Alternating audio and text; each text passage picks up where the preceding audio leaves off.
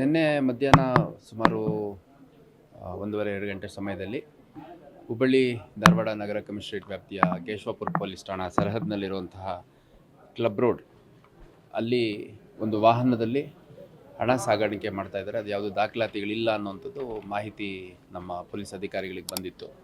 ಅದನ್ನು ಪರಿಶೀಲಿಸಿ ನೋಡಿದಂಥ ಸಂದರ್ಭದಲ್ಲಿ ಅಲ್ಲಿ ಒಂದು ವಾಹನ ಇದ್ದಾಗ ಅದನ್ನು ಇಂಟರ್ಸೆಪ್ಟ್ ಮಾಡಿ ಅದನ್ನು ಪರಿಶೀಲನೆ ಮಾಡಿದಾಗ ಅಲ್ಲಿ ಹಣ ಇದ್ದದ್ದು ಬ್ಯಾಗ್ಗಳಲ್ಲಿ ಕಂಡು ಬಂದಿದೆ. ನಂತರ ಸರ್ಕಾರಿ ಪಂಚರನ್ನು ಕರೆಸ್ಕೊಂಡು ವಶಕ್ಕೆ ತಗೊಂಡು ಠಾಣೆಯಲ್ಲಿ ಹೋಗಿ ಅದನ್ನು ಎಣಿಸಿದಂಥ ಸಂದರ್ಭದಲ್ಲಿ ಸುಮಾರು 89,98,900 ರೂಪಾಯಿ, ಅಂದರೆ 1,100 ರೂಪಾಯಿ ಕಮ್ಮಿ 90 ಲಕ್ಷ ಅಷ್ಟು ಹಣ ಅದರಲ್ಲಿ ಪತ್ತೆ ಆಗಿದೆ. ಪತ್ತೆ ಆದಂಥ ಸಂದರ್ಭದಲ್ಲಿ ಆ ಗಾಡಿಯಲ್ಲಿ ಸಂಚಾರ ಮಾಡ್ತಿದ್ದಂತಹ 3 ಜನ ವ್ಯಕ್ತಿಗಳು, ಪಾಂಡುರಂಗಪ್ಪ ಅಂತ ಒಬ್ಬರು, ಇವರು ನಿವೃತ್ತ ನೌಕರರು ಶಿವಮೊಗ್ಗದವರು, ಮತ್ತು ಶ್ರೀಮತಿ ಕಮಲಾ ಅಂತ ಇವರು ಪಾಂಡುರಂಗಪ್ಪ ಅವರ ವೈಫು, ಇವರು ಕೂಡ ನಿವೃತ್ತ ನೌಕರರು, ಭದ್ರಾವತಿ ಶಿವಮೊಗ್ಗದವರು. ಇನ್ನೊಬ್ಬರು ಬಾಲಕೃಷ್ಣ ಅಂತ ಅವರು ಕೂಡ ಭದ್ರಾವತಿಯವರು.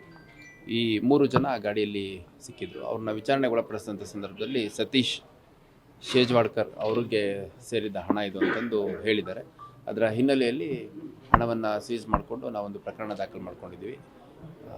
ದಾಖಲಾತಿಗಳು ಇಲ್ದಿರುವಂತಹ ಹಣ ಅಂತಂದು ಪ್ರಕರಣ ದಾಖಲು ಮಾಡ್ಕೊಂಡಿದ್ದೀವಿ. ತನಿಖೆಯನ್ನು ಮುಂದುವರಿಸಿದ್ದೀವಿ.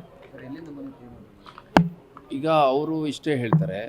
ಇನ್ನು ಇವರು ಯಾರು ಸತೀಶ್ ಶೇಜ್ವಾಡ್ಕರ್ ಏನಿದ್ದಾರೆ ಅವ್ರನ್ನ ನೋಟಿಸ್ ಕೊಟ್ಟು ವಿಚಾರಣೆಗೆ ಹಾಜರಾಗಲಿಕ್ಕೆ ಸೂಚನೆ ಕೊಟ್ಟಿದ್ದೀವಿ. ಮತ್ತು ಗಾಡೀಲಿ ಸಿಕ್ಕಂಥ 3 ಜನ ಹೇಳುವಂಥದ್ದು ಒಂದು ಪ್ರಾಪರ್ಟಿ ಖರೀದಿ ಮಾಡೋದಿತ್ತು, ಅದರಲ್ಲಿ ಕ್ಯಾಶಲ್ಲಿ ಕೊಡಲಿಕ್ಕೆ ಸ್ವಲ್ಪ ಹಣ ಖರೀದಿದಾರರು ಕೇಳಿದರು.